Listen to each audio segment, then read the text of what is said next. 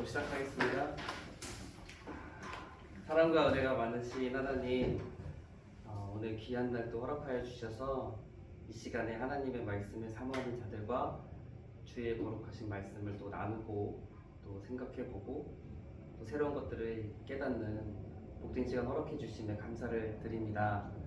말씀을 사모하는 자들, 더욱더 우리 시흥교회 많은 자들을 세워주셔서 그 말씀을 사모하여 더 가까이 나아가기를 원하는 자들이 더욱 많아질 수 있도록, 그래서 우리 SBA가 더욱더 풍성해질 수 있도록 주님께서 인도하여 주시고, 이를 통해서 주의 거룩하신 말씀이 선포될 때에 그 말씀을 더욱더 깊이 받아들일 수 있는, 더욱 하나님께 나아가는 귀한 자들로 주님께서 변화시켜 주시옵소서. 이 시간도 주님께서 함께 해주시고 홀로 영광 받으시기를 원하며 사랑이 많으신 예수 그리스도의 이름으로 기도드립니다.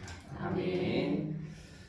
네, 제가 또 저번에 말씀드린 대로 저에게 오늘 중요한 날이기는 했지만 이 시간을 꼭 해야 되기 때문에 위임장을 써서 결석하겠습니다.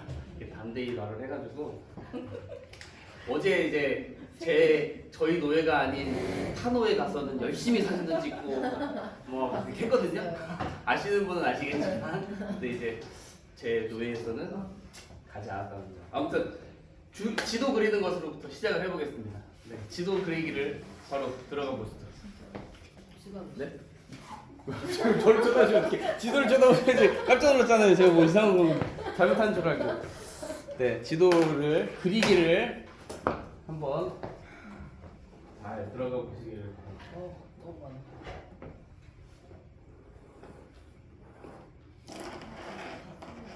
지도를 이제 어느 정도 잘 하셔야지 그래도 좀 지명들이 눈에 있고, 그래야 이제 말씀도 또 볼 때 또 이렇게 막 또 내가 아는 곳, 또 여기가 여기 거리가 어느 정도가 돼, 이런 것들도 생각하면 유익하시리라 생각이 듭니다. 저도 조금 그리네요.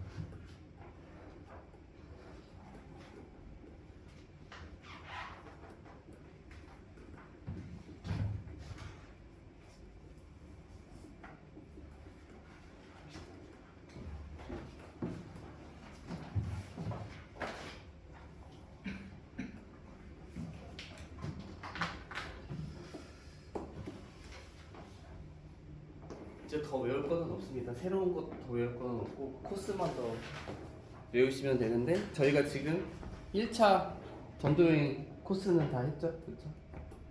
이제 2차랑 3차 코스만. 근데 2차랑 3차 코스가 조금 길어요. 네. 1차 때는 안 갔던 먼 지역까지 가기 때문에, 하지만 그것도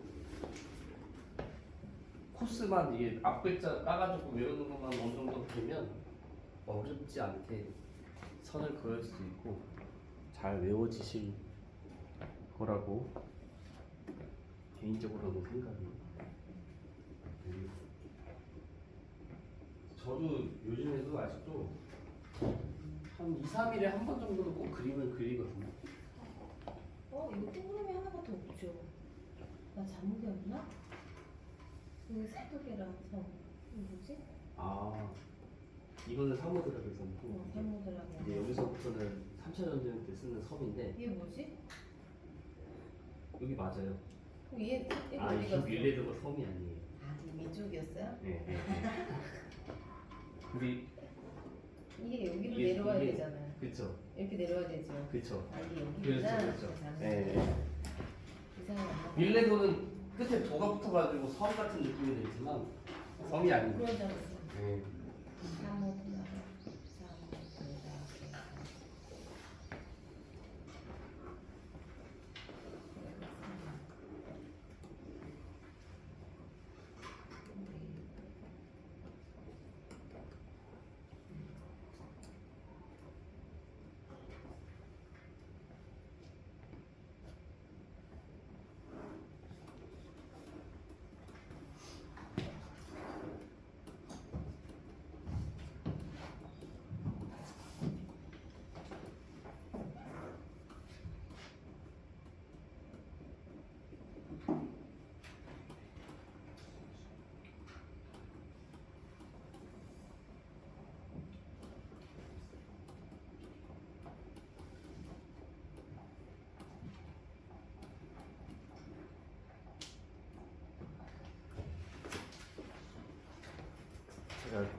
이럴 줄 알고 커피를 안 마셨네. 원래 안 보시지 않아요? 원래 엄청 좋아합니다. 믹스 파라.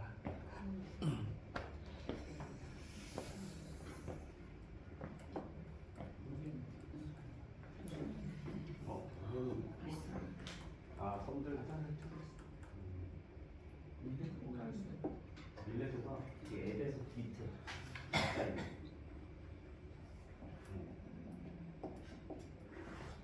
이제 이게 이 밀레도 위치랑 이게 3차 전도 여행 이야기 이제 공부하다 보면 아 이게 여기에 있어서 이렇게 되는구나 이게 좀 에베소교회 장로님들 좀 오시니까 가까운 데 있겠지. 그게 이렇게 에베소 연결이 옆에 있을 것 같아. 연결이 잘 되실 거예요. 그거를 하시면 아 이게 왜 이렇게 했는지 뭐 이런 얼마나 가까운지 또 왜 이렇게 했을까 또 그 장로들을 초청할 수밖에 없었던 이유도 있거든요. 왜 에베소를 직접 가지 않고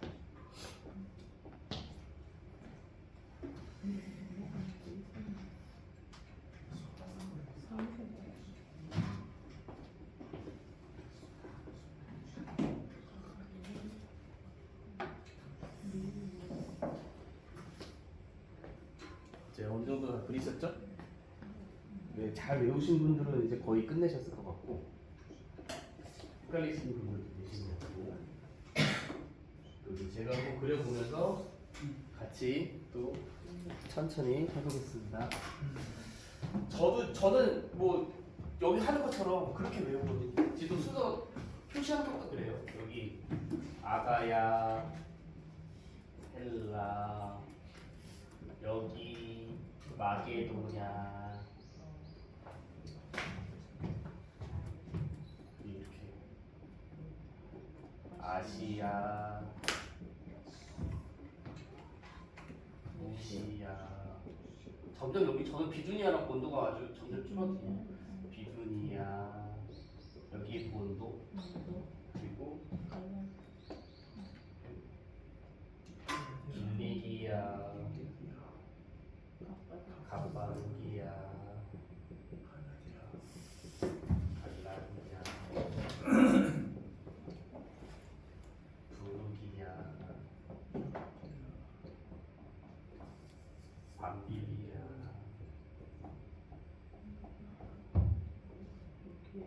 밀로시아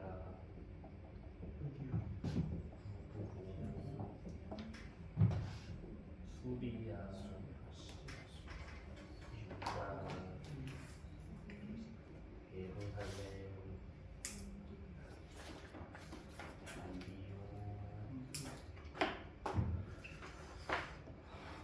그다음에 빌리기아 여기 뭐 다소 블로기야. 실루기아 살 바 오 버 피시디아 안디오 이 루 더 여기에 날리 그래서 안칠살 바버 안이루더 거꾸로 갔다가 버가에서 아탈리아에서 안디오크 그리고 여기가 에베소 에베소 옆에 좀 가까이에 이렇게 더 바다 쪽으로 밀레도 루시아에 들어와 사모스 네, 빌, 암, 아, 대, 배, 벤, 고, 겐 사네빌, 아마데베, 엔. 네. 그리고 여기가 아소, 미둘레네, 여기가 네, 기오. 이게 미음이랑 이해가 조금 헷갈리신 안미기 사 삼이기 사고로. 사모 여기는 모 미음이고요. 밀 고스 로도. 여기 루기아의 바다. 여기가 가이사냐가 있고 위에가 두로, 그 밑에가 돌레마이. 네. 그래서 아마 이렇게 하면 잘한 거. 그래서 1차 전도 여행 때가 방금도 체크를 하긴 했지만 안실살바 버와 니루더 거꾸로 오니까 안 이렇게 외운다고 했던 거예요. 그래서 안실살바 버와 니루더 안 이렇게 좀 지도랑 같이 이렇게 외우면 어느 코스로 갔는지 금방 이제 어느 정도 외워주실 거라고 생각이 되고, 근데 이렇게 하지만 우리는 금방 이렇게 막 외워버렸지만 실제 시간은 2, 3년 정도 되는 기간이었다라고 하는 것도 네, 지도를 여기까지만 오늘은 더 체크할 필요가 없는 게 이따가 오늘이 2차 전도 여행을 하면서 좀 지도 코스가 좀 나오기 때문에 여기까지만 그리고 중간중간에 또 코스를 그려보도록 하겠습니다. 네, 지난 시간까지가 우리가 사도행전 전반부 그리고 그 다음에는 1차 전도 여행까지를 우리가 배운 거예요. 그래서 전반부에는 교회 중심적으로 볼 수도 있고 또 베드로 중심적으로도 볼 수 있는 거죠. 그래서 교회 중심적으로 볼 때는 뭐 탄생, 성장, 위기, 그럼에도 불구하고 성장. 약간 그리고 나서는 기절. 약간 이런 부분들 이미지로 또 장면으로 떠올릴 수 있는 것이고, 그리고 매우 성경 인물적으로는 베드로 중심적이었다. 그래서 정말 베드로의 그런 활약 아닌 활약들이 끊임없이 이어지고 있고, 모든 사도가 등장하는 곳에는 베드로가 빠짐이 없었고, 모든 말을 하는 주체도 거의 다 베드로였다고 하는 점. 그리고 인물들 중에서는 그래도 스데반에 대한 이야기, 그리고 빌립 집사에 대한 이야기들이 중간중간에 또 들어가 있었던 거 생각해 볼 수 있고, 1차 전도 여행은 우리가 지난 시간에 배웠던 내용들인데, 마가 요한이 동행했다가 중도에 이제 돌아가는 부분, 그거는 돌아오는 주일 오후에 제 설교인데 그 내용을 해보고, 그리고 열심히 다 교회 그런 초대교회 공동체들을 세워 나아갔잖아요. 그렇죠? 그래서 이 기독교 공동체들이 다 이 버가, 뭐 비시디아 안디옥, 이고니온, 루스드라, 더베 이런 곳들에 계속해서 이제 교회 공동체들이 세워져요. 세워져요. 그래서 다시 돌아가는 가운데서는 형제들을 위로하고 형제들에게 권면하고 믿음 위에 굳게 서 있으라고 이야기하고 또 장로들을 세우고 하면서 1차 전도 여행 코스도 거꾸로 돌아가면서 다시 안디옥에 도착하는 이야기. 그래서 안디옥에서 이 사역에 대한 보고, 그리고 또한 이방인에게 문을 여신 것에 대한 감사, 기쁨 이런 것들을 나누는 이야기들로 지난 시간에 우리가 같이 배웠었습니다. 자, 그래서 오늘은 이제 2차 전도 여행에 대한 부분인데 2차 전도 여행을 다 하지 않고 반만 합니다. 반만 하는 대신에 그 앞부분에는 1차 전도 여행과 2차 전도 여행 사이에 있었던 한 장 분량의 성경 한 장 분량의 이야기, 예루살렘 회의에 대한 것이 있고, 그 다음에는 2차 전도 여행인 전반부 두 반으로 나눴을 때 전반부에 대한 이야기, 그리고 또 마지막으로는 성경 인물, 오늘의 성경 인물은 디모데에 대한 것 간단히 나누면서 오늘 시간을 진행하도록 하겠습니다. 1차 전도 여행을 마치고 바나바와 바울과 바나바가 이 안디옥에 있었을 때입니다. 안디옥에 있었을 때 어떤 일들이 있게 되느냐, 유대로부터 어떤 사람이 내려와서 어떤 사람들의 가르침이 있게 돼요. 그러니까 이 안디옥에 있을 때, 그러니까 유대로부터 어떤 사람이 내려와서, 그러니까 우리가 보기에는 이 유대가 미치지 않아서 그래서 유대로부터 내려온다는 말이 좀 이상해요. 그러니까 유대로부터 올라와서가 훨씬 더 잘 어울리지만, 그 당시에 성경 기록할 때도 그렇지만 유대가 항상 중심이에요. 예루살렘이 항상 중심이에요. 그래서 예루살렘에서 어딘가로 갈 때는 항상 내려간다. 유대가 항상 위에 있어요. 그래서 좀 표현 방식이고, 아무튼 유대로부터 어떤 사람들이 내려와서 안디옥으로 내려와서 어떻게 가르치느냐, 할례를 받지 아니하면 능히 구원을 받지 못한다라는 가르침을 하기 시작하는 거예요. 그러니까 자, 안디옥 상황을 보면 안디옥 교회는 어떤 사람들이 대부분이냐면 당연히 이방인들이에요.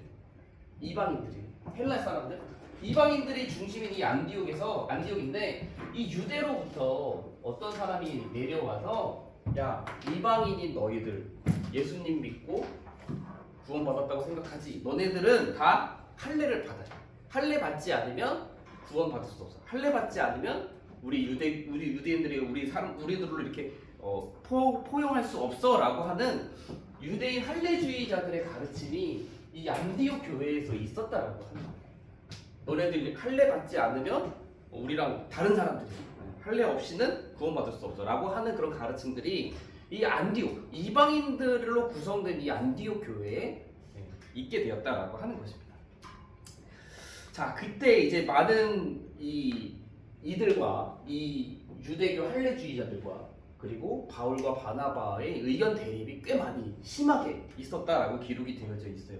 근데 우리가 바울의 견해에 대해서는 우리가 지금 믿고 있는 믿음으로 견해에 대해서는 아마 우리 성도님들이 잘 아시리라 생각이 됩니다. 오늘 아침에도 이 로마서 요즘에 로마서 하고 있잖아요. 새벽 예배 때. 그 로마서의 그 이신칭의 교리, 믿음으로 구원을 얻는다라고 하는 그 교리를 우리 계속해서 배우고 오늘도 나주영 목사님, 이제 목사님입니다. 목사님께서 이제 잘 설명해 주셨는데 바울의 견해가 그 고백이다라고 하는 거죠. 몇 가지 제가 읽어드리면 갈라디아서 5장 6절에 그리스도 예수 안에서는 할례나 무할례나 효력이 없으되 사람으로서 역사하는 믿음뿐이니라 라고 이게 바울의 견해고, 또 오늘 말씀에서도 나왔던 내용이에요. 아브라함도 할례 받기 전에 할례 이전에 믿음으로 의롭게 구원을 받았다라고 하는 것 우리가 생각해 볼 수 있고, 할례는 구원의 방편이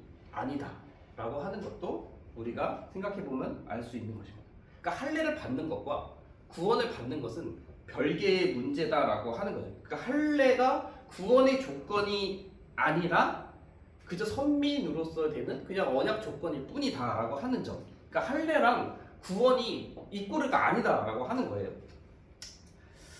그리고 구원은 할례나 율법으로서 받는 것이 아니라 구원은 믿음으로서 받는 것인데, 이 믿음조차도 하나님께서 주시는 은혜. 그러니까 진짜 구원받는 가장 중심 안에 있는 조건은 하나님의 은혜고, 그 하나님의 은혜로 우리가 믿음을 얻게 되어서 믿음으로써 구원이 이르게 되는 거예요. 믿음조차도 하나님의 선물이다라고 하는 점. 근데 바울의 견해가 그런 부분이고, 이 바울이 이 로마서를 쓰는 때는 3차 전도여행 때입니다. 앞으로도 조금 더 시간이 지나야 그때 가서 이제 로마서를 쓰게 되는데, 아무튼 바울의 견해. 그러니까 할례 받지 않으면 구원 얻을 수 없어라고 하는 이 유대교 할례주의자와 바울과 바나바, 아무튼 그들과의 되게 논쟁이 이제 벌어지게 되는 거예요. 그리고 나서 이것을 조금 더 공식적으로 절차상 또 확인하고 해결하기 위해서 이 유다로 내려가요.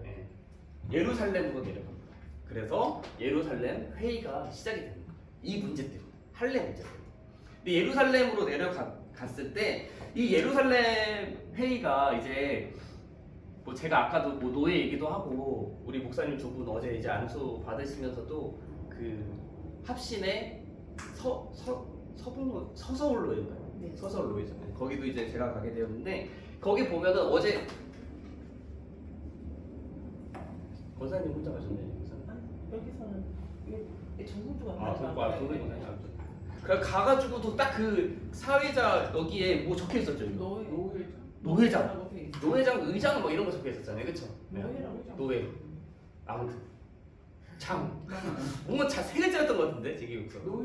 노회장, 아무튼 그런 그 회의가 노회와 같은 그런 모습들이 이 예루살렘 회의에 대한 내용을 읽어보면 정말 그런 회의 느낌이다.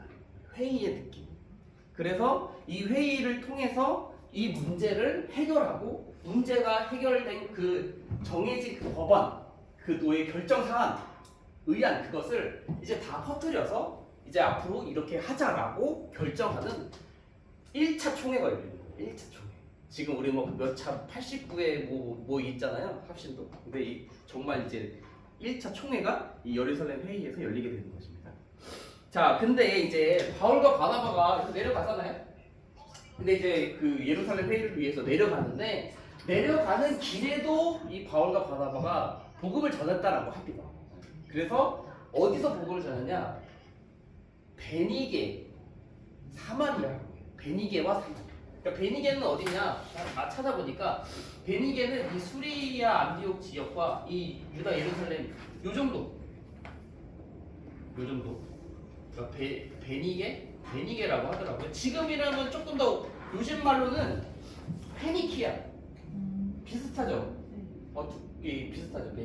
페니키아 지역 그리고 사마리아 지역 이렇게 밑으로 내려오면서 이제 복음을 전하는 이야기 그리고 형제들이 기뻐하는 이야기 짤막하게 나오고 바나바와 바울이 드디어 이제 예루살렘 사도들이 있는 곳으로 도착을 하게 됩니다. 근데 여기 보면은 제가 영접받은 바울이라고 적혀져 있잖아요. 영접받은 바울. 이 바울이 예루살렘에 처음에 왔을 때, 회심하고 나서 처음에 왔을 때는요, 냉대를 받고 의심을 받았었어요. 그렇죠? 그래가지고 담에서 도상에서 회심한 이후에 그가 그 뭐 3년간 아라비아에 있기도 했었지만 그리고 나서 거기서 복음을 전하다가 예루살렘으로 내려왔는데 예루살렘에 내려오니까 사람들이 다 피했잖아. 두려워하고 무서워하고 믿지 않고. 그래서 그때 바나바가 중재를 해주는 이야기가 나오고 그리고 그때 야고보 사도가 만났다라고 하는 이야기가 나와요. 사도들을 다 피하고 걱정하고 싫어하고 미워했었던 그 바울의 모습이었어요. 사도들도 제자들도. 그런데 이제 이번에 예루살렘 회의를 위해서 바울이 다시 예루살렘에 방문하게 되었을 때, 이번에 방문하게 되었을 때는 분위기가 전혀 달라졌다고 하는 거죠. 그 사이에는 안디옥 교회를 바울과 바나바가 같이 세우고 그 다음에 1차 전도 여행이 있었던 일들이 있었는데 그 사이 그 기간 동안 바울이 예루살렘에 있는 사도들이 바울을 대하는 것이 많이 달라지게 되는 거예요. 그래서 영접받는 바울, 성경 말씀에 이렇게 적혀 있습니다. 교회의 사도와 장로들에게 영접을 받고 라고 이렇게 분명하게 기록이 되어져 있어요. 전혀 다른 이제 반응들이 있었던 거죠. 근데 여기에서 이제 이 회의 가운데 그 어떤 사람들이 있냐면 바리새파 사람들이 등장을 하게 됩니다. 근데 이 바리새파 사람들이 철저히 유대교 율법 준수를 하는 사람들. 우리가 예수님 당시 생각해도 바리새인들이 엄청나게 예수님한테 엄청 혼났잖아요. 혼나는 사람들이잖아요. 형식적으로 율법을 그리고 장로들의 구전을 엄청나게 준수하지만 그들의 마음 중심에서는 그것이 위선이고 회칠한 담이었고 그것이 진짜 하나님을 섬기는 것이 아니었기 때문에 너네들이 형식만 겉으로만 약간 그런 부분 때문에 예수님께 많이 혼난 사람들이 바로 이 바리새파 사람들인데 이 바리새파 사람들이 이 사도 회의 안에 있었어요. 회의 안에 있었고 이 바리새파 철저한 그 유대교를 따르는 사람들이었지만 이들이 기독교로 개종을 했다라고 하는 거예요. 그러니까 되게 중요한 사건이기도 했지만 좋은 일이기도 했지만 이 사람들이 유대교에 아직도 머물러 있는 것들이 많이 있었기 때문에 관습적인 것에 그래서 이방인들도 너네들이 그리스도를 믿는 사람들로서 인정되기 위해서는 너네들도 할례 받아야 된다라는 말이 나오게 되는 거죠. 자연스럽게. 그래서 얘들이 뭐라고 하냐 이방인에게 할례를 행하는 것이 마땅하다라고 이야기를 하는 부분이 나오게 됩니다. 자, 그래서 그렇게 보면은 이 바리새파 유대인들이 교회 안에서 매우 좀 어느 정도 영향력 있는 사람들이었고 회의에 참석했으니까 그리고 맨 처음에 안디옥으로 유대에서 어떤 사람들이 내려와서 이방인들도 할례 받아야 돼라고 했던 그 사람들도 이 바리새파 사람들, 바리새파 유대인들과 기독교인들과 같은 사람들 또는 이 사람들이 보낸 사람들이라고 이해할 수가 있는 거예요. 이해가 되시죠? 그러니까 맨 위에 있는 어떤 사람들이나 그리고 영접받은 바울 밑에 있는 바리새파 사람들이나 같은 걸 이야기하고 있는 거예요.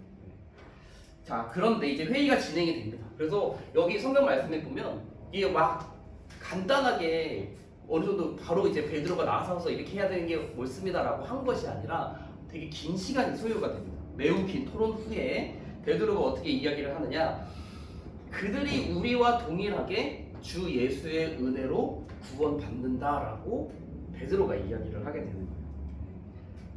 유대인이나 이방인이나 믿음으로 하나님의 은혜를 통해 주어지는 믿음으로 구원을 얻는 것이다라고 이제 베드로가 조금 길게 얘기하는 걸 축소하면 요약하면 우리와 동일하게 주 예수로 구원받는다라고 이야기를 합니다. 그리고 나서 바나바와 바울이 1차 전도 여행 때 있었던 사건, 이방인들에게 구원의 문을 여시고 그들에게 복음을 허락하신 하나님의 사역을, 예수 그리스도의 사역을 또 거기서 잠깐 이야기하는 내용이 나옵니다. 그리고 나서 여기서부터 또 중요한데 야고보가 등장해요. 사도회의 안에 이 야고보가 등장합니다. 근데 이 야고보가 누구냐면 예수님의 형제 야고보예요. 예수님에게는 4명의 형제가 있었습니다. 야고보, 요셉, 시몬, 유다. 이게 마태복음에 나오거든요. 야고보, 요셉, 시몬, 유다. 근데 여기에서도 되게 이제 여러 가지 또 이야기가 있어요. 이 예수님의 형제에 대해서도 일단 친형제들이다라고 하는 그런 해석도 있고 이복 형제들이다라고 하는 해석도 있어요.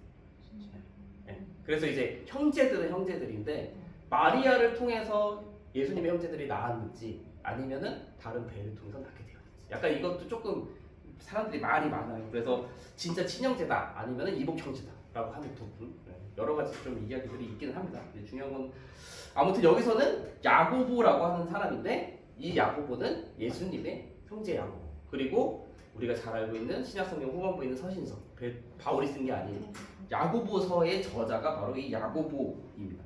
근데 이 야고보가 대단한 사람이에요. 대단한 사람이에요. 이 예수님의 형제 야고보가 이 아까 제가 살짝 말씀드렸지만 여기에 그 회의를 주관하는 대표 노회장 아까 그 노예에서도 봤지만 이 야고보가 그 역할을 해요. 그러니까 베드로가 아니라 야고보가 그 역할을 여기서 하고 있는 것을 파악할 수가 있어요. 그러니까 베드로는 안건을 낸 사람이고 바울과 바나바는 제청을 한 사람이고 이 야고보가 그거를 이제 결정하는 약간 역할로서 야고보가 등장을 해요. 그래서 이 야고보가 여기서도 대단한데 나중에 바울이 이 야고보를 향해서도 서신서에서도 어떻게 표현을 하냐면 기둥같이 여기는 야고보라고 얘기해요. 그러니까 초대교회 안에 거의 이제 엄청나게 중요한 지도자 역할을 하고 있었던 사람이 바로 예수님의 형제인 야고보고 이 1차 총회라고 할 수 있는 예루살렘 회의에서도 결정 내리고 이 야고보가 딱 선언한 이유는 끝나거든요. 그 정리하는 사람도 바로 이 야고보입니다. 그래서 여기서 어떻게 이야기를 하냐면요. 할례 금지가 나와요. 할례 금지. 할례 이방인들이 우리 예수 그리스도를 믿는 믿음 안에 들어온 이방인들에게 할례할 필요 없다. 그들에게 할례라는 멍에 씌울 필요 없다라고 하는 것 결정하고 그 외에도 4가지 조항을 이야기를 합니다. 근데 이 할례를 포함해서 4개 조항이라고 할 수도 있고 할례 빼고 4개 조항이라고 할 수 있는데 제가 잘 말씀드릴게요. 다른 것 하나는 우상의 제물 먹지 말라. 우상 제물 먹지 말라. 근데 그 당시에 우상 제물을 먹는 거는 되게 일반적이었던 거예요. 그래서 그들의 고기, 그 시장에서 살 수 있는 고기들은 대체적으로 우상에게 바쳐진 고기들이었다라고 하는 것이 서신서에서도 등장을 하게 되는데 여기에서는 이제 우상 제물을 먹지 말라라고 하는 그것과 연결되는 것이고 나중에 바울이 서신서에서 우상 제물에 대한 이야기를 할 때가 있어요. 그래가지고 그거를 먹어야 되냐 먹지 말아야 되냐 되는 그 교회의 상황에 따라서 이제 바울이 그 이야기를 듣고 해주는 이야기가 있는데 여기 총회에서는 우상 제물을 먹지 말라라고 하는 결정을 내리는데 바울의 서신서 이후에 쓰여진 바울의 서신서를 보면 바울은 조금 더 관대한 입장을 취하게 되죠. 그 우상을 먹는 것이 덕이 될 때는 먹어도 된다. 하지만 그 먹는 것으로 인해서 성도가 상처를 받거나 시험에 들 거라면 먹지 마라 라고 하는 바울은 조금 더 열린 입장을 나중에는 펼치게 되는 거 볼 수 있고 또 하나는 음행 하지 말아라. 근데 그 당시에 음행이라고 할 수 있는 게 되게 여러 가지 모습이 있어요. 그러니까 이게 영적인 음행을 이야기하는 걸 수도 있고 또 이제 뭐 그 당시에 신전이 되게 많이 있었으니까 신전 안에 있는 신전 안에서는 이제 막 이방 신전에 가가지고는 그런 뭐 남창 그런 게 되게 많이 있었다라고도 하고 첩에 대한 부분도 이야기를 하고 그리고 여러 가지 그런 음행에 대한 것들이 있는데 아무튼 그 음행하지 마라. 그리고 이 3번째가 목매어 죽인 것과 피를 멀리해라. 목매어 죽인 것과 피를 멀리해라. 목매어 죽인 것과 피. 그래서 할례, 그 다음에 우상 제물, 음행, 목매어 죽인 것과 피, 이렇게 해서 네 가지로 생각하셔도 되고, 할례 빼고 네 가지로 이게 목매어 죽인 것과 피를 나누기도 하는데, 아무튼 할례를 포함해서 저는 이렇게 좀 말씀드릴게요. 할례, 1번 할례, 2번 우상 제물, 3번 음행, 4번 목매어 죽인 것과 피 먹지 말아라, 피째 먹지 말아라고 하는 게 레위기에서도 좀 있었는데, 이게 그 피에는 생명이 있다라고 하는 그런 거 좀 연결이 되어져 있어요. 아무튼 그래서 이 야고보가 사도회의 안에서 같이 결정한 것은 네 가지. 이것 외에는 이제 좀 열린 자세를 취하자라고 하는 것이었습니다. 이건 네 개를 우리도 매지 못하는 멍에를 그들에게 씌울 필요 없다라고 하면서, 자, 그래서 이 회의가 멈춰지게 되고 마치게 되고, 이 바울과 바나바의 권위, 그리고 또 이방인 선교에 대한 거를 이 사도회의, 예루살렘 회의에서 이거를 인정을 해줘요. 이제 바울과 바나바에 대해서 인정하고 선언하고 격려하는 이야기가 잠깐 나오게 됩니다. 그래서 여기에서도 한 번 등장하는 게 뭐냐면, 정말 이 그 예루살렘의 그 제자들의 그 바울을 대하는 그게 정말 달라졌어요. 처음에는 두렵고 막 믿지 못하고 막 의심이었다면, 여기에서는 성경에 어떻게 기록이 되어져 있냐면, 우리가 사랑하는 바나바와 바울, 이렇게 얘기합니다. 그러니까 완전히 이제 바뀌게 된 거죠. 대하는 그런 마음들이. 그래서 우리가 사랑하는 바나바와 바울이라고 하면서, 이 바나바와 바울이 이방인 전도를 하고 그들에게 나아가는 것을 예루살렘 교회에서 공식적으로 인정하고 선언하는 내용이 잠깐 나오고, 여기에서도 조금 중요한 동역자 두 명이 나오는데, 이 동역자 두 명은 무엇이냐면, 바나바와 바울과 같이 이방인 쪽으로, 그러니까 안디옥, 수리아의 안디옥 지역으로 나아가고 그 주변에 있는 세워진 교회들에게 우리 사도회의를 통해서 결정된 사항들을 전달하고 알려주고 그 증인으로서의 역할을 하는 두 명이 예루살렘 교회에서 추대가 되는 거예요. 이 사람들이 누구냐? 바사바라 하는 유다, 그러니까 유다라는 사람과 실라라고 하는 사람이에요. 유다와 실라, 이 두 사람이 공인, 인증하는 역할을 하면서 바울과 바나바와 같이 안디옥으로 올라가요. 같이 네 명이서 같이 여기 두 명을 더 파송해가지고 올라가서 이 안디옥에서도 이것을 이야기하고, 길리기아와 이 주변에서도 이 예루살렘 회의를 통해서 결정된 사항들, 이방인들에게 향해서 멍에 씌우지 않고 네 가지 금지 조항을 이야기하면서 그들이 주님께로 돌아오는 것을 인정하는 그것들을 이야기하는 사람으로서 두 명이 등장하게 되는 것입니다. 근데 이 신라라는 사람이 이제 좀 중요해지죠. 신라라는 사람이 중요해지죠. 유다는 두 명 중에 이제 둘 다 되게 예루살렘 교회에서 인정받은 지도자였다라고 하는 것을 분명히 생각해 볼 수 있는데, 유다는 더 이상 등장하지는 않고요. 이제 신라라는 사람이 매우 중요하게 자주 등장하게 되는 사람입니다. 근데 이 신라가 뭐 2차 전도 여행에서도 동행하는 사람, 바울과 동행하는 사람이기도 되기도 하지만 베드로와도 친분이 있는 사람이었어요.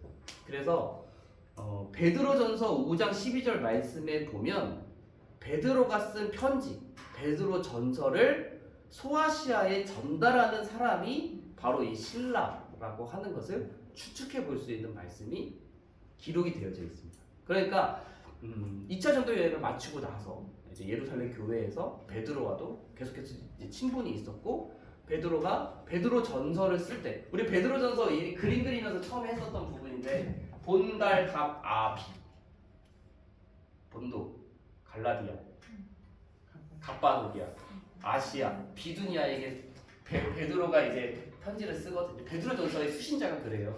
근데 그 수신자인 그들에게 베드로 전서를 전달하는 사람으로서 신라가 거론되었다라고 하는 점입니다. 아무튼 신라가 이 바울과의 2차 전도 여행도 같이 떠나지만 이후에 예루살렘 교회에 와서 베드로와도 계속해서 긴밀한 관계를 잘 맺었다라고 하는 거 생각해 볼 수 있습니다.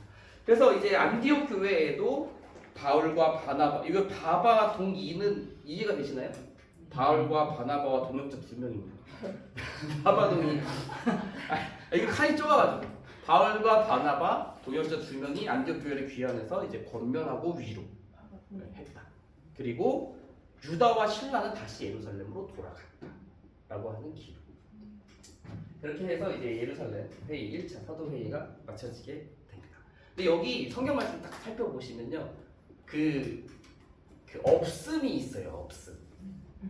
우리가 가끔가다 성경 보면 없음이 있잖아요. 없음이 가끔 있는데 이게 딱 그 없음이 어디에 없음이 있냐면 그 유다와 신라가 그 예루살렘 회의를 통해서 결정된 것을 안디옥 교회에다 전하고 나서 이들이 예루살렘으로 돌아갔다라고 하고 그 다음 절이 없음이에요. 한 절만 없음. 근데 그 없음이 이제 어떤 사본에는 신라는 안디옥 교회에 남았다라고 되어져 있는 사본도 있기는 한데 이거는 아무튼 사본이니까 이제 그 중에 이거는 뭐 정식적으로 기록된 건 아니고 아무튼 유다와 신라가 다 같이 내려가요. 자, 그 다음에 이제 전도 여행이 2차 전도 여행이 시작이 돼요. 이제 드디어 이제 2차 전도 여행이 시작됐는데 2차 전도 여행을 이제 왜 가느냐? 왜 가느냐? 이 부분을 제가 설교했던 부분이기는 합니다. 금요일날.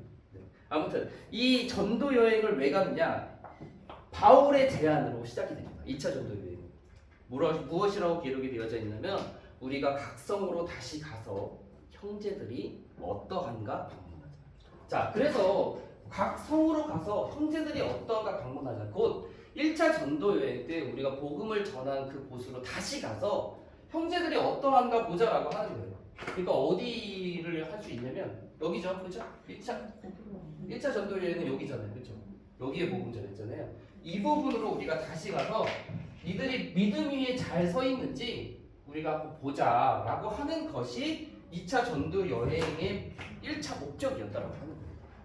우리가 복음을 전한 곳, 우리가 구브로 지역과 갈라디아 지역으로 가서 복음을 전했었는데 그들이 믿음 안에 굳게 서 있는지 우리가 다시 한번 확인해 보자라고 하면서 바울이 바나바에게 제안을 합니다. 그리고 바나바는 당연히 적극적으로 찬성한 것으로 보이고 그래서 2차 전도 여행을 출발하려고 하는데 이제 여기에서 저번부터 이제 가끔가다 말씀드렸던 바울과 바나바의 대립이 등장을 하게 됩니다. 이 대립의 이유는 마가라 하는 요한으로부터 요한 때문입니다. 마가라 하는 요한은 우리가 전에도 살펴봤던 인물로도 살펴봤었고 아마 이 대립에 대한 부분은 잘 알고 있으시리라 생각이 드는데 몇 번도 제가 말씀도 드리기도 했고 두 명의 이제 입장이 다르잖아요. 이 전도 특공대의 그 리더 두 명의 그 리더 입장이 달랐습니다. 바나바는 데리고 가자. 뭐 여러 가지 이유가 있겠죠. 네. 근데 그 중에 한 가지는 일단은 사촌이기도 하고 조카기도 하고 그리고 더 좋은 면을 좀 봤을 거라고 생각이 돼요. 아마 그 1차 전도여행 때 중도 기원했지만 그 이후에 훈련도 하고 다짐도 하고 결단도 세우고 준비된 모습을 많이 보지 않았을까 그런 생각해볼 수 있고 바울의 입장은 옳지 않다. 데리고 가지 말자. 그래서 이제 선교 여행에 이제 전도 여행에 중도 탈락한 사람이 이번에도 또 그럴 것이다. 또는 우리에게 유익이 되지 않을 것이다. 약간 그런 우려 또는 그런 생각이 들었던 것으로 보입니다. 제가 여기 준비하면서 물어보고 싶었어요. 우리 어떻게 생각하시는지, 어느 쪽이 옳은 것 같으신지. 성도님들. 그만큼의 만약 바울이 그만큼의 이 사람이 낙오될 거를 생각하고 받아들이고 그거를 잘 극복할 수 있으면 데리고 가는데 그렇지 않고 아직 그만큼의 이 사람을 훈련시키겠다 이런 마음이 아니라면 저도 안 데려간다. 안 데려간다 쪽으로. 제가 만약 이 사람을 네. 훈련시키고 이 사람한테 좀 신경을 쓰고 끝까지 같이 할 수 있는 선교를 같이 할 수 있게 응원해주고 밀어주고 이럴 자신이 없을 것 같아요. 네. 아니 자유롭게. 저는 마가 요한에게 물어봐야 될 것 같아요. 마가 요한에게 물어봐야 될 것 같다. 네.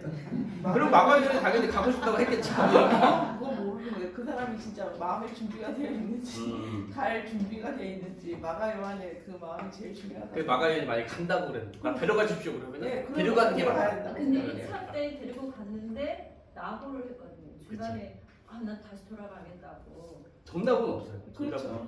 정답은 저희는 진짜 추측해 보는 거예요. 그러면 한번 손 들어 볼까요? 데리고 간다, 두고 간다. 데리고 간다. 아, 데리고 간다. 그 두고 간다. 뭐 어떻게 두고 간다. 네. 여러 가지 생각이 될 수도 있습니다. 저희도 그래서 이제 요즘의 입장에서 요즘 교회 입장이나 약간 그런 추세로는 그래도 데려간다 쪽이 좀 맞을 것 같은 생각이 들어요. 저희 뭐 상황은 정확히 모르지만 만약에 우리 교회에서 생각해 보세요. 우리 교회에서 전도 여행을 보냈어요. 근데 중간에 돌아왔거나 너무 힘들다고 했어요. 그래가지고 알겠다. 2년 3년 있다가 전도 여행 다시 가려고 하는데 선교를 다시 나가려고 하는데 이번엔 내가 잘할 수 있습니다. 자신 있습니다. 데려가 주십시오라고 하는 사람에게 요즘에 이제 그런 상황에서는 대체적으로 한 번 더 데려가 주고 또 믿는 모습이 있지 않을까 그런 생각이 조금 들기는 합니다. 아무튼 그런데 결국에는 이 바울은 여러 가지 상황을 판단했겠고 그리고 또 이제 우리가 알지 못하는 마가의 모습을 보았겠지만 결국은 데려가지 않는 것이 옳다라고 이야기를 해요. 그리고 바울과 바나바가 이 문제로 인해서 크게 싸웠다라고 분명히 기록이 되어져 있고 그래서 바나바는 마가를 데리고 끝까지 포기하지 않고 끝까지 데려가는 쪽으로 결정하고 그래서 구브로로 갑니다. 구브로로. 여기가 중요해요. 구브로로 가고 바나바는 마가를 데리고 구브로로 가고 바울은 아까 잠깐 말씀드렸던 실라. 이 실라가 이 바울에게 조금 마음에 들었던 것으로 보여요. 그렇죠? 유다 바나바라는 그 유다 말고 실라가 마음에 들었던 것으로 보여요. 근데 이제 그 이유 중에 하나가 이 실라의 로마식 이름이 실로아노거든요. 그래서 이제 고린도전서 어디 보면은 이 실로아노가 동동 저자로 이제 나오기도 하는데 이 실로아노가 로마 시민권을 가지고 있었어요 이미. 그래서 조금 더 유리하게 생각했던 것으로 생각해 볼 수가 있습니다. 아무튼 그래서 이 바울은 신라를 데리고 2차 전도여행을 떠나게 되는데 결국 이제 갈라지는 거죠. 이 갈라지는 내용은 이제 주의 오해한 조금 더 말씀을 내가 드릴 것 같고 갈라지고 나서가 중요해요. 갈라졌어요. 싸웠어요. 크게 싸웠어요. 제 절친 몇 명 있거든요. 목사님 제 절친 크게 싸우면 솔직히 기분 팍 상하고 다 때려쳐 그러고 약간 그럴 수 있잖아요. 근데 바나바와 바울은 그러지 않았던 거죠. 저는 되게 멋있게 생각하는 게 이들이 싸웠을지언정 그게 싸운 게 둘 때문에 싸운 게 아니라 마가 요한 때문에 싸운 거기도 하지만 이 둘이 싸웠을지언정 바울이 맨 처음에 제안했던 우리가 1차 전도 여행 때 복음을 전했던 그들이 믿음 안에 잘 서 있는지 확인하자라고 하는 그 소기의 목적은 분명히 달성했다 하는 점입니다. 그러니까 1차 전도 여행이 아까 갈라디아 지역이랑 구브로 지역이라고 했는데 이 바나바와 마가가 삐져가지고 다른 데로 가거나 사역을 안 한 게 아니라 구브로로 간 거고 바울과 실라는 이 바나바와 싸우기는 했지만 이 갈라디아 지역으로 가는 거예요. 그러니까 구브로 지역과 갈라디아 지역에 믿음 로컬이 서 있는지를 확인하는 그 소기의 목적은 분명히 달성했다라고 하는 거죠. 다툼이 있었음에도 불구하고 아무튼 그래서 바울과 실라가 이제 떠나게 되는데 이제 성경의 기록은 바울 중심으로 기록이 되어져 있어요. 그래서 그 바나바와 마가가 구브로에서 이제 무슨 사역을 했고 그런 내용들은 전혀 기록이 되어져 있지는 않습니다. 그러니까 누가의 기록은 바울 중심적이에요. 매우 바울 중심적이에요. 그래서 이제 바울과 실라 이야기들만 나오게 되는데 이제 여기서부터 경로가 조금씩 나오게 되는 거죠. 안디옥에서 수리아에 지나 길리기아를 지나다 봅니다. 그러니까 이 안디옥이 수리아 안에 있는 거잖아요. 그래서 이제 수리아, 그다음에 길리기아. 근데 이제 여기서 이제 또 한 가지 생각해 볼 수 있는 게 1차 전도 여행 때는 바나바가 중심이었고 바나바가 자기의 고향으로 먼저 가잖아요. 근데 2차 전도 여행 조금 생각해 보면 조금 비슷해요. 약간 이렇게 따져보면 2차 전도 여행 때는 바울이 중심이 되고 바울이 자기 고향 쪽으로 먼저 가는 거예요. 약간 그렇게 보면은 1차, 2차 좀 구분이 좀 비교가 되는 거죠. 그래서 길리기아에 있는 다소를 갔다는 말은 없지만 길리기아 지역을 지나가게 됩니다. 그래서 길리기아 지역을 가서 이제 이 갈라디아에 있는 교회들을 굳건하게 합니다. 진짜 그 목적대로 방문을 하는 거예요. 그래서 교회들을 굳건하게 하고 더베와 루스드라로 가게 됩니다. 더베와 루스드라. 그래서 저희가 외울 때 안수길 더루. 안수길 더루로 저는 외우거든요. 안수길 더루. 이게 지역이랑 도시가 조금 헷갈릴 수가 있어요. 안수길 더루. 안수길 더루. 자, 이제 이 더베에서는 별 얘기가 없고 루스드라에서 좀 큰 사건이 하나 있습니다. 루스드라에 딱 갔는데 루스드라에서 누구를 만나게 되느냐? 바로 그 중요 인물 중에 한 명이 디모데를 여기서 만나게 됩니다. 근데 디모데는 정말 우리가 잘 알고 있는 성경 인물이죠. 나중에 오늘 이제 좀 이따가 이제 디모데에 대해서 잠깐 나오니까 오늘은 여기서는 좀 짧게 이야기를 하게 될 텐데 이 디모데가 이제 믿음 위에 굳게 서 있는 사람이에요. 그리고 그 주변에서 칭찬받는 사람이었어요. 형제들에게. 근데 이 디모데가 이제 성경학자들이 생각하기에 바울이 1차 전도 여행을 나갔을 때 루스드라에 가잖아요. 루스드라에서 안전뱅이 묻히는 사건이 있었고 제우스와 헤르메스 이야기가 나오는 게 바로 루스드라인데 이 바울이 1차 전도 여행을 나갔을 때 그때 루스드라에서 이 디모데가 회심하고 믿게 되었을 것이다 라고 추측을 하고 그리고 나서 2차 전도 여행 때 갔는데 이제 이 1차 전도 여행에 루스드라에 복음을 전했을 때랑 2차 전도 여행에 도착했을 때랑 약 2, 3년 정도의 기간이거든요. 근데 1차 전도 여행 때 회심한 디모데가 약 2, 3년의 기간 동안 이미 그 주위에서 칭찬받는 사람으로 존중받고 있었다라고 하는 거죠. 그리고 이 당시에 디모데의 나이가 몇 살일까요? 약 30대?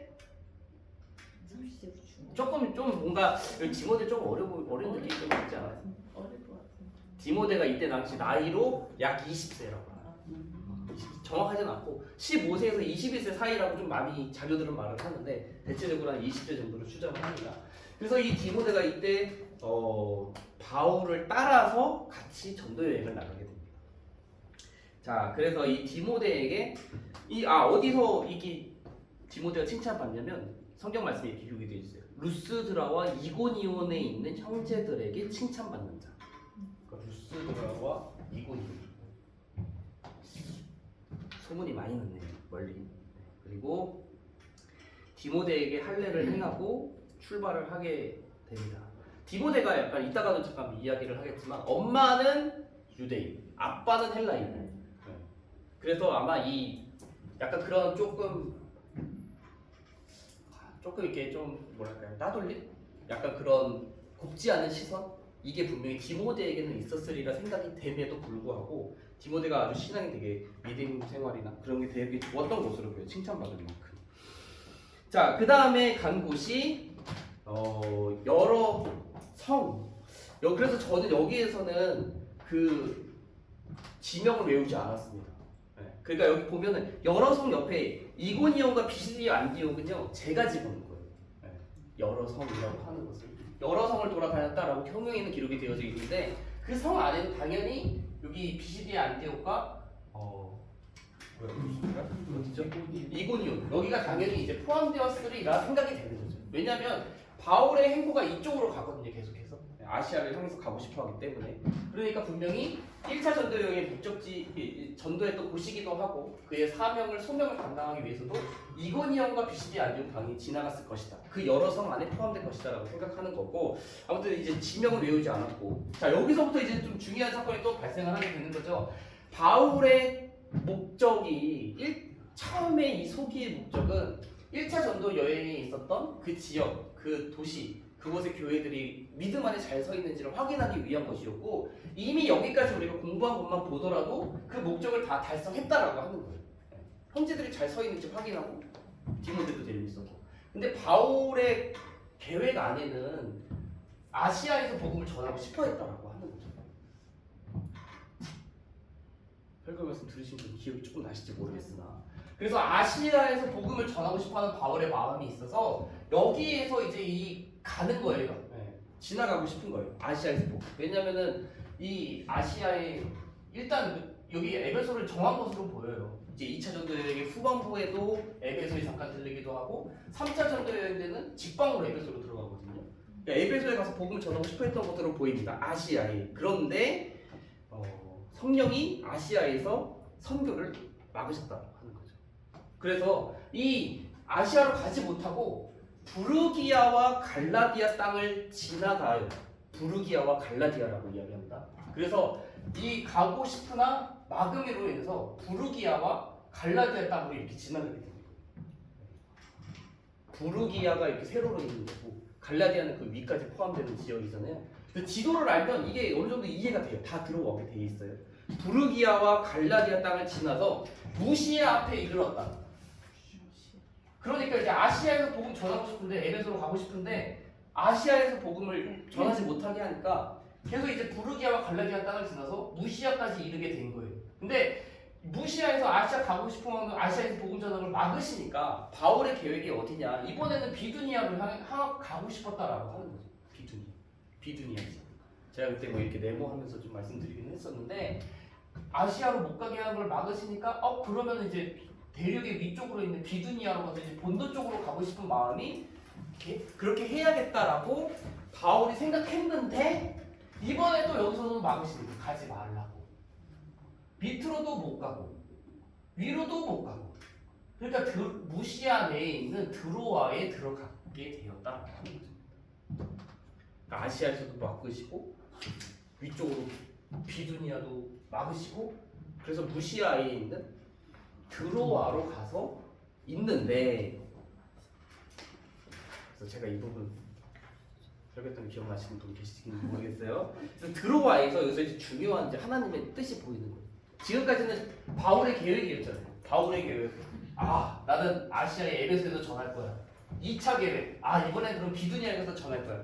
바울의 뜻이 2번 막히고 나서 드로아에서 이번에는 바울의 뜻이 아니라 하나님의 뜻이 분명하게 주어지게 되었다라고 하는 거죠. 그래서 밤에 환상을 보게 되는데 마게도냐인이 부르는 환상이 바울이 보게 되는 거예요. 밤에. 마게도냐인은 우리가 이제 우리 지리하시는 분들은 이제 성경을 너무 재밌게 볼 수 있는 거예요. 그래서 막 그 부르기아가 뭔지 갈라디아가 뭔지 비두니아가 뭔지 모르시는 분은 이해가 안 돼요. 근데 이제 공부하시는 분들은 이게 그림이 그려지고 이 마게도냐가 그냥 붙어있는 그런 대륙 땅이 아니라 배를 타고 넘어가야만 갈 수 있는 지역이다라는 것도 이제 알게 되시는 거죠. 이 마게도냐인이 이 항구 도시 드로아에 있는 이 바울이 마게도냐인이 부르는 환상을 하나님께서 주시게 되었다라고 하는 것입니다. 환상의 내용 되게 간단합니다. 마게도냐로 건너와서 우리를 도우라라고 하는 환상. 그래서 바울이 그 환상을 딱 본 이후에 이것이 하나님의 뜻이다라고 하는 것을 인정했다. 바로 되어져 있고 바로 그 다음날 일찍 일어나서 사모드락에 섬.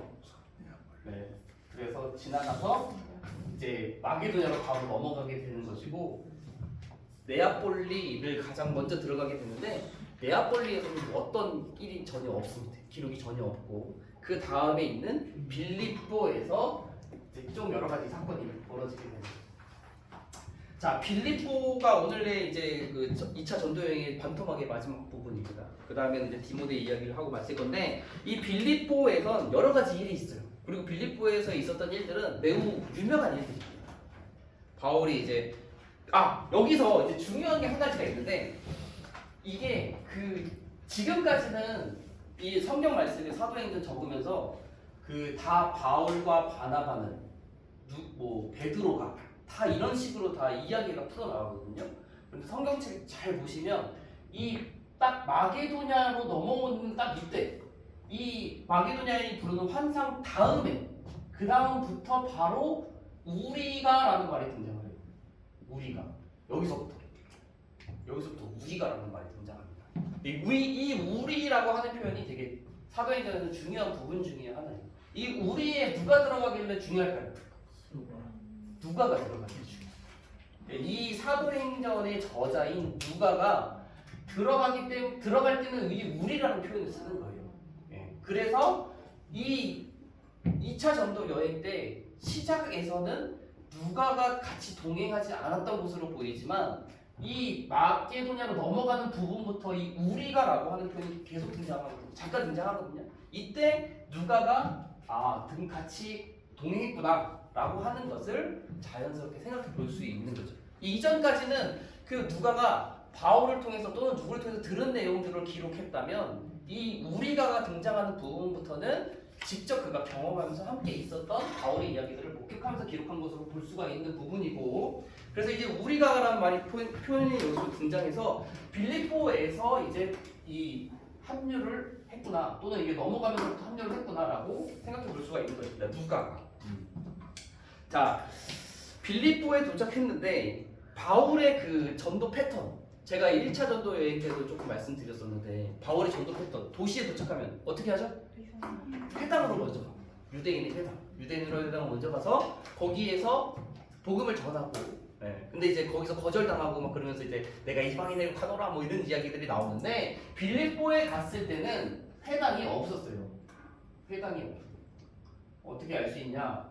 이제 바울이 안식일에 기도할 곳을 찾고자 하여 이제 강가로 나아갔다라고 하는 말을 통해서 아, 그곳에는 회당이 없구나, 그러니까 유대인들이 거의 존재하지 않는 곳이었구나라는 것을 생각해 볼 수가 있습니다. 강가에 나가서 기도처를 찾는 도중에 만난 사람이 루디아입니다. 그래서 이제 루디아를 만나게 되는데 이 루디아의 직업이 나오죠. 자색 옷감 장사. 자색 옷감 장사. 지금으로 따지면 되게 고급 의류였다고 하더라고요. 요즘에 또 우리 명품들 많이 있는데 아무튼 고급 의류 잘 몰라요 저는. 아무튼 그래서 이 루디아가 바울의 말을 권면을 듣고 복음을 듣고 회심을 하게 되고 믿게 되는 거. 근데 이게 그 성경 말씀 속에서 고린도전서 3장 6절부터 7절의 말씀이 되게 잘 연결이 되는 것 같아요. 제가 간단하게 읽어드리면 바울이 이렇게 이야기하는 부분이 있거든요. 나는 심었고 아볼로는 물을 주었을 때 그 부분, 그래서 오직 자라나게 하시는 이는 하나님 뿐이시니라 라고 하는 그 말씀처럼 이 루디아가 이 바울의 말을 듣고 이제 예수님을 영접하게 되고, 이 성경에 뭐라고 기록이 되어져 있냐면 그와 그 집이 다 세례를 받았다라고 되어져 있어요. 그러니까 이 루디아가 고급 의류 장사를 하는 사람이고 나름대로 재산이 많고 그 세가 있는 사람이에요. 그러니까 그 집 안에 있는 어린아이를 포함할 수도 있을 것이고 하인과 노예들까지 포함해서 그 온 집안이 다 함께 믿었고 세례를 받게 되었다라고 하는 것입니다. 그래서 이제 많은 사람들이 이제 대체적으로 그게 추측하기도 하고 매우 신빙성 높게 이 루디아의 집이 빌립보에 바울이 거할 때에 이제 기도처가 되었다라고 생각을 하는 것입니다. 자, 여기에서 이어지는 게 이 성경 그 다음에 뭐라고 되어져 있냐면 우리가 기도처로 가는 도중에 뭐 이런 이야기가 바로 나와요. 루디아의 회심 사건 이후에. 그러니까 그 기도처가 바로 이제 루디아의 집이다라고 쉽게 추측을 할 수 있는 거고, 기도처로 가는 도중에 누구를 만나게 되느냐? 귀신 들린 여종을 만나게 됩니다. 점치는 귀신 들린 여종. 점치는 귀신 들린 여종. 점치는 여자예요 일단. 아무튼. 근데 그 여종인데 여잔데 그 여종에게는 주인이 한 명이 아니라 많았던 것으로 기록이 되어져 있습니다. 그 점치는 귀신 들린 여종의 주인들이 많았는데 이 점을 치면서 뭐 맞추기도 하고 틀리기도 했겠지만 돈은 수입이 되게 많았던 것으로 보여요. 근데 바울이 그 점치는 귀신 들린 여종의 귀신을 쫓아내주는 일이 발생하자 이 주인들이 이 바울과 신라를 고발해가지고 이제 감옥에 들어가게 되는 일이 발생을 하게 되는 거죠. 우리가 받지도 못할 유대인의 풍속을 전한다라고 하면서 이 고발을 하게 되고, 그래서 바울과 신라가 엄청나게 매를 맞고 감옥에 들어가는 일이 발생을 합니다. 근데 이제 감옥에 들어가는데 제가 이제 찾아보니까 로마에는 감옥이 3가지 종류가 있습니다. 재밌는 이야기. 자, 첫 번째 감옥의 보통 감옥, 그냥 일반적인 감옥, 우리가 생각하는 일반적인 감옥이고, 자, 두 번째가 내옥이라고 합니다. 내옥. 암내자 쓰는 것 같아요. 내옥인데 여기는 빗장과 잠금 장치와 착고 그런 것들을 채우는 내옥. 그 2단계의 좀 중범죄자들을 가두는 것이고, 마지막에는 지하옥. 지하에다가 사형수들을 가두는 옥. 그래서 이 감옥이 3가지가 있는데 바울과 신라가 갇힌 감옥은 내옥. 그러니까 좀 중범죄자들, 그리고 신체의 자유를 구속하는 그런 장치들을 하는 곳이었던 거예요. 그러니까 왜 이렇게까지 가뒀을까 생각해 보면 학자들 중에는 바울이 신라가 결국에는 초자연적인 일을 한 거잖아요. 귀신을 추출하는 쫓아내는 초자연적인 일을 했기 때문에 보통 감옥에서는 얘를 가둘 수 없겠다라고 판단을 해서 착고를 채우고 구속하는 그런 내용으로까지 집어넣었다라고 이게 연결을 할 수가 있는 것입니다. 자, 그런데 이제 우리가 잘 알고 있는 대로 감옥에서 이제 막 슬퍼하고 탄식하고 저주하고 욕하고 그런 게 아니라 한밤중에 기도하고 하나님을 찬송함에 죄수들이 듣더라라고 기록이 되어져 있습니다. 그러자 이제 놀라운 일이 발생을 하게 되잖아요. 지진이 생기고 문이 열리고 바울과 신라뿐만이 아니라 모든 사람의 매인 것이 풀렸다라고 되어져 있어요. 분명하게 모든 사람의 매인. 자, 여기서 이제 더 나아가기 전에 한 가지 이제 제가 공부하면서 들었던 의문 중에 하나는 바울과 신라가 이제 갇히잖아요. 누구 한 명 빠졌죠? 누가요? 동행했던 사람들 중에 중요 인물들이 감옥에는 이 두 사람 바울과 신라는 감옥에 있는데 두 명은 이야기가 없거든요. 신라와 디모데는 감옥에 들어가지 않았던 것으로 보여요. 그 디모데랑 두가. 그러니까 이제 이 판단하기로 이제 그 얘네들이 바울과 신라와 또는 디모데와 누가는 따로 행동을 하고 있었던 것으로 보이고, 그래서 이제 귀신을 쫓아낼 때 바울이 되게 괴로워하고 번민하면서 쫓아낼 때는 누가와 디모데는 다른 곳에 있었던 거죠. 그래서 이제 둘만 이제 잡혀 들어가게 되었다라고 이해를 하면 되는데, 아무튼 지진이 생기고 문이 열리고 모든 사람의 매인 것이 풀리는 놀라운 일이 발생하게 됩니다. 그러자 간수의 행동이 조금 의문이 들 수도 있는 자결하려고 해요. 바로. 근데 왜 자결하려고 했을까요? 책임. 그렇죠. 지켜야 되는데 못 지켰으니까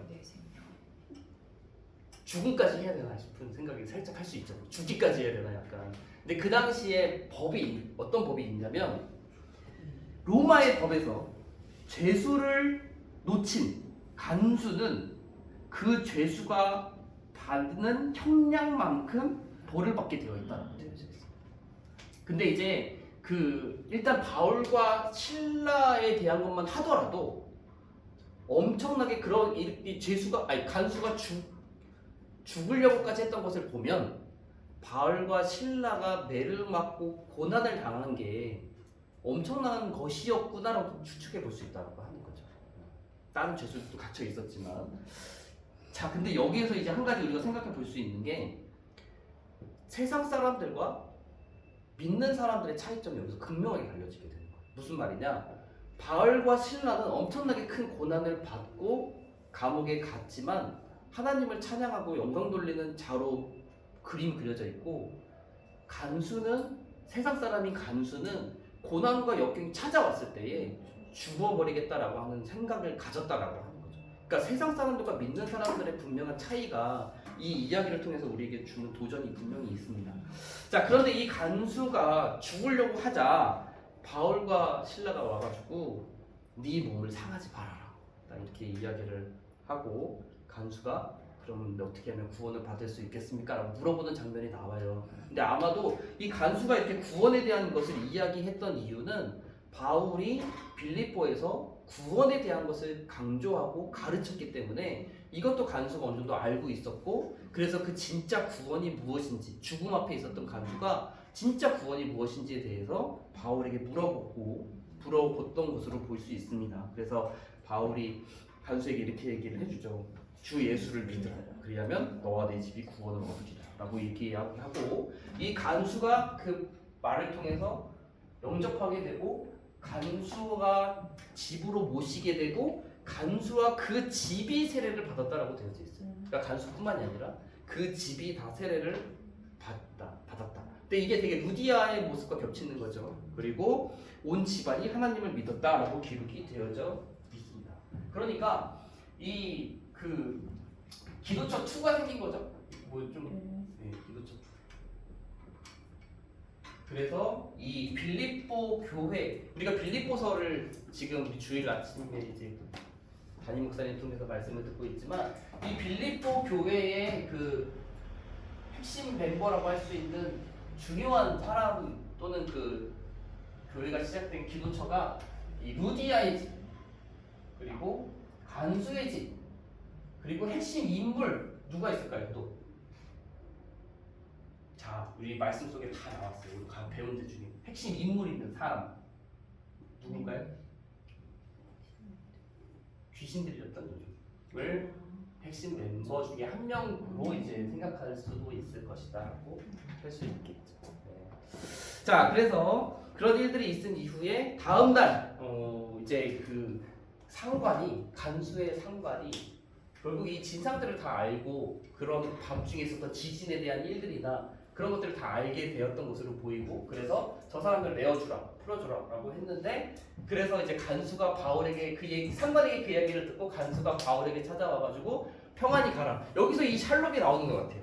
이 사람이 막 어떤 걸 더 이제 바울에게 들었는지도 몰라도 유대식 인사를 하는 거죠. 평안히 가라라고 하는데, 바울이 여기서 이제서야 그 자신의 정체를 공개를 합니다. 정체는 나는 로마 시민자다. 로마 시민권자. 돈을 들여서 산 뭐 그 상관보다 나는 나면서부터 로마 시민권자다라고 하는 그런 이야기가 좀 나오게 돼요. 그래서 로마 사람인 우리를 신문도 하지 않고 때리냐 이렇게 이야기를 하고, 그래서 상관도 되게 두려워했다라고 하는 이야기가 나옵니다. 근데 여기서 왜 이제서야 공개를 했을까 또 생각해 볼 수도 있어요. 왜 이제서야? 근데 아마 이제 어떤 이제 제가 공부하면서 본 주석 이제 내용 중에서는 바울이 이미 자신의 정체를 끌려가거나 잡히거나 이제 매를 맞는 그 과정 속에서 이야기를 했었어도 아마 그 주위에 많은 사람들의 소요와 그런 이야기들 때문에 아마 그런 것들이 묻혔을 것이다라고 하는 그런 모습도 있고, 나중에 이렇게 공개한 이유 중에 한 가지는 아마도 빌립보 교회의 성도들의 안전을 위해서 바울이 자신은 로마 시민권자니 내가 나와 함께하는 자들에게 함부로 위해를 가하지 말아라 라고 하는 의미로서 마지막에 로마 시민권자를 밝혔다라고 볼 수도 있을 것입니다. 자, 아무튼 오늘 이렇게 해서 2차 전도 여행의 반토막을 한 거예요. 그 다음에는 뭐 여기서 아마 벤보겐, 그 다음에 안으로 되는 이제 2차 전도 여행의 두 번째 파트는 다음 주에 하는 것이고, 아까 잠깐 말씀드렸던 디모데에 대한 거 간단하게 하고 오늘 시간을 마치도록 하겠습니다. 디모데는 참 유명한 사람입니다. 그래서 많은 사람들이 이 디모데는 바울의 뒤를 잇는 사람이다. 바울의 모든 것을 전수받은 사람이다. 바울 이후에 바울과 같은 사역자다라고 이렇게 평가하고 이야기하기에 부족함이 없어 보이는 사람이에요. 그렇게 많이 성경에도 기록이 되어져 있고, 그래서 가족도 잠깐 나오잖아요. 외조모. 우리 저번 시간에 봤던 그 마가도 가족들이 조금 있었죠. 그렇죠. 가족들 중에 어머니의 그 부자 신앙이 상당히 부자의 그런 분도 있지만, 이 디모데도 가족에 대해서도 간단하게 등장합니다. 외조모 로이스. 이 로이스로부터 디모데의 믿음이 시작된 그 신앙의 시작이 이 외조모인 로이스로부터 시작이 되고, 어머니 유니게. 계속해서 이어져 내는 신앙. 아버지는 헬라인. 그렇죠? 디모데의 이름의 뜻도 멋있네요. 하나님을 공경하는 자, 또는 하나님을 영화롭게 하는 자라고 합니다. 그래서 이제 이 1차 전도 여행 때 바울의 모습을 통해서 회심을 하게 되고 믿음 생활을 하고, 2차 전도 여행 때 루스드라에 다시 방문한 바울을 따라서 바울에게 택함 받아서 2차 전도 여행을 떠납니다. 그때가 약 20세였고, 이 2차 전도 여행을 제가 이렇게 간단하게 좀 말씀을 드렸는데, 이 바울이 2차 전도 여행 이제 중후반부터는 이쪽 지역 가게 되거든요. 그런데 가만히 말씀을 살펴보면 바울이 항상 뭐 신라와 디모데와 누가랑 다 같이 이 4명 플러스 알파가 항상 똑같은 길을 갔던 것은 아니에요. 바울은 가더라도 뭐 신라와 디모데는 다른 곳으로 잠깐 파송 보내기도 하고 따로 떨어져 있기도 하고, 바울 중심으로 흘러가기는 하지만 이 디모데, 실라, 누가 이 사람들이 다 이렇게 막 뿔뿔이 흩어질 때도 잠깐 있거든요. 다시 모이기는 하지만 참고로 그래서 이 디모데도 잘 보면은 신라와 같이 마게도냐 지역으로 바울과 떨어져서 바울이 밑으로 내려갈 때 아덴 지역으로 더 내려갈 때 신라와 같이 마게도냐에 머물면서 복음을 전하기도 하고 그리고 데살로니가에서는 혼자 따로 와가지고 또 복음을 잠깐 전하고 또 그것에 형제들을 세우는 일도 하고 또 나중에 2차 전도 여행 때 바울이 고린도에서 1년 6개월을 머물거든요. 그때 이 사역들을 마치고 다시 고린도에서 합류해서 고린도에서 잠깐 같이 있기도 하고 그러니까 이 디모데가 계속 바울을 따라다니는 것이 아니라 바울이 디모데를 보내요. 그곳에 형제들을 안부를 묻고 형제들을 세우기 위해서 디모데를 계속해서 파송하는 장면들이 나와요. 그러니까 디모데가 바울에게는 디모데가 되게 훌륭한 사역자였던 거죠. 믿고 맡길 수 있는 형제들을. 그래서 이게 이렇게 되고 3차 전도 여행 때도 바울과 같이 동행하면서 따로 잠시 고린도 교회에서 또 사역을 하는 장면도 서신서를 통해서 어느 정도 유추해 볼 수가 있게 됩니다. 그러니까 바울이 믿고 자기가 세운 이제 뭐 그 교회를 성도들을 맡기기 위해서 이 디모데를 계속해서 파송하는 장면들이 나와요. 그리고 마지막에 디모데전서 후서가 바울이 죽기 직전에 쓴 편지인데 전서는 조금 앞이고 후서는 바로 죽기 직전에 쓴 편지거든요. 여기를 읽어보면 디모데가 에베소 교회에서 사역을 하고 있는 것으로 판단이 되고 그곳에서 이제 디모데 후서의 그 뭐 편지를 받고 바울과 잠깐 이제 뭐 만나게 되는 일도 이제 앞으로 벌쳐지게 되는데 이 디모데가 이렇게 귀한 사역들을 참 많이 했다라고 하는 거죠. 근데 또 한 가지 이 디모데의 그 연약한 면도 있었습니다. 그래서 이 디모데가 이미 20살부터 시작을 했잖아요. 그래서 성경 말씀에 보면 바울이 디모데에게 하는 권면 가운데서도 너의 연소함을 사람들이 업신여기지 않게라고 하는 장면도 등장하고 이 디모데에게도 연약한 신체적으로 약한 부분이 있었어요. 그래서 너의 그 위장 그런 것들 때문에 포도주를 좀 써라라고 하는 이제 바울의 권면도 이제 등장하는 것을 보면 바울에게도 육체의 가시가 있었지만 디모데에게도 다른 평범한 사람들이 갖고 있는 것 외에도 그런 뭐 소화를 잘 시킨다던가 잘 못 시킨다던가 또는 그 위에 그런 연약함들 그런 것들이 디모데의 건강에서도 그런 부분들이 있었다라고 하는 거 성경에서 조금 이제 볼 수가 있게 됩니다. 이 디모데가 죽는 거는 성경에는 기록이 되어져 있지 않는데 자료를 좀 찾아보니까 64세 때 죽었대요.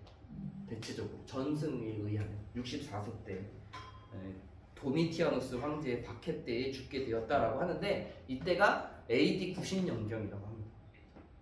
약 이 정도 되는데 이제 제가 이제 연도 보면서 재밌었던 것 중에 한 가지는 디모데의 죽음 재밌었던 것 중에 한 가지는 그 요한계시록이 언제 쓰여졌는지 이제 90년대 딱 보니까 이제 요한계시록이 그때쯤 쓰여진 걸로 제가 알고 있어가지고 요한계시록이랑 쓰여질 때랑 요한이 요한계시록 쓸 때랑 쓰여질 때랑 이 디모데가 죽을 때랑 거의 똑같아요.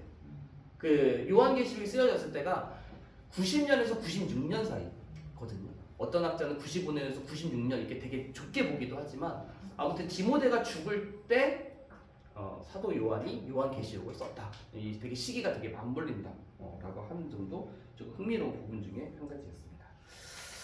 네, 오늘 이렇게 해서 오늘의 공부를 마치도록 하겠습니다. 오늘 배운 내용은 1차 사도회의, 1차 사도회의에 대한 부분 그리고 2차 전도여행의 전반부에 대한 부분 있었던 사건들 내용들을 나눴고 디모데 우리에게는 디모데전서 후서로 더 유명한 디모데에 대한 부분도 나눴습니다. 다음 주 이 시간에는 2차 전도여행의 후반부예요. 2차 전도여행의 후반부는 고린도에서의 사역이 되게 중요하고 나머지에서는 별로 내용이 없습니다.